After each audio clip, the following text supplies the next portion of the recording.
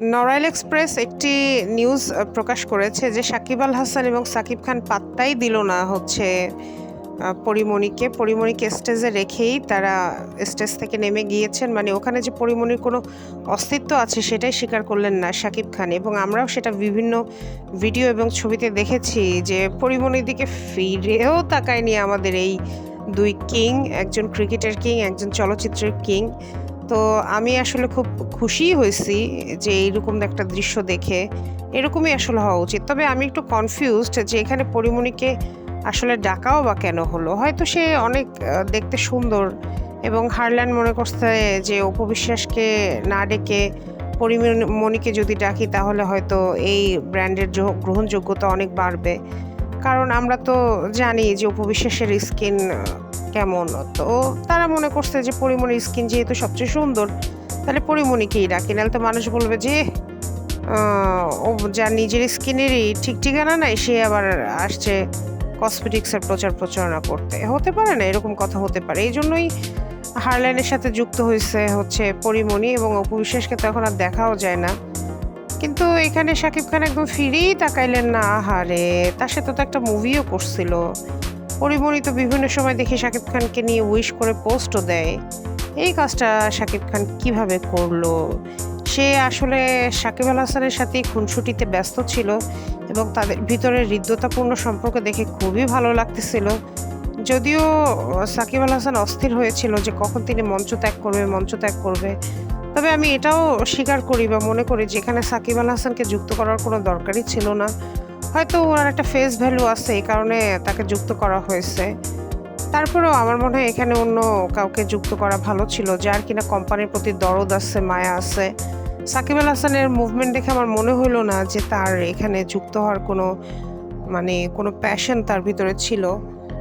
তো যাই হোক, এখানে অপু বিশ্বাসকেও দেখা যায়নি। তিনি ব্র্যান্ড অ্যাম্বাসেডর হারলানের, তাকে অন্তত উপস্থিত করতে পারতো। নাকি পরিমণিকেই অপু বিশ্বাস পাঠাইছে ঠেলে ঠুলে যে বোন তুই যা, আমি তো যাইতে পারুম না, বুঝুছি তো। আমারে তো শাকিব খান তার পাশে যাইতে না করছে, তার বাসায় যাইতেও না করছে, বোন তুই যা।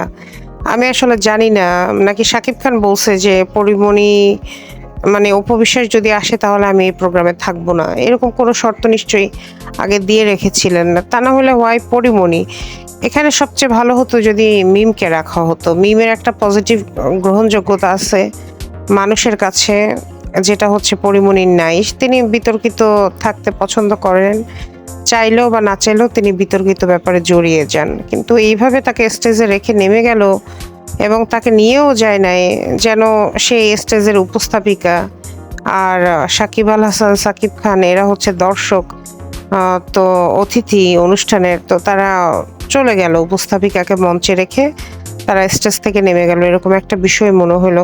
থাক পরিমণি আপু, আপনি মনে কষ্ট পাইয়েন না, বাদ দেন তো, বাদ দেন। আপনি তো পুরুষ মানুষের থেকে কষ্ট পাইতে পাইতে এখন এইসব পুরুষ মানুষের অ্যাটেনশন আর পাই আশা করেন না, কিচ্ছু না, বাদ দেন। দুনিয়াতে আপনি মনে করছেন যে সুন্দর টুন্দর হয়ে গেছেন, বেশ বক্তৃতা একটা দিছিলেন, সেখানেও জমাতে চেষ্টা করছিলেন, সেটাও পারেন নাই, কাউকে হাসাতেও পারেন নাই। আশা করি আপনার ম্যাচুরিটি লেভেল আস্তে আস্তে আরো উন্নতি হবে। আর শাকিব খান আপনাকে পাত্তা দিলেই কি আর না দিলে কি, কোনো সমস্যা নেই।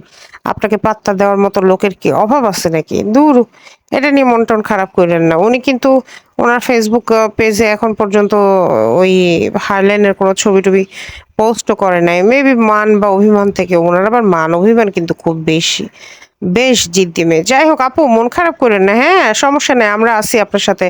আপনি ফেসবুকে সুন্দর সুন্দর ছবি দিয়েন, আমরা অবশ্যই লাইক দিব, কমেন্ট করব, রিয়াক্ট দিব, স্টার পাঠাবো, ডলার পাঠাবো। আপু প্লিজ এইগুলো নিয়ে মন খারাপ করেন না, বাদ দেন তো। নেক্সট টাইম আর যাইয়ে নি না তো এইসব প্রোগ্রামে।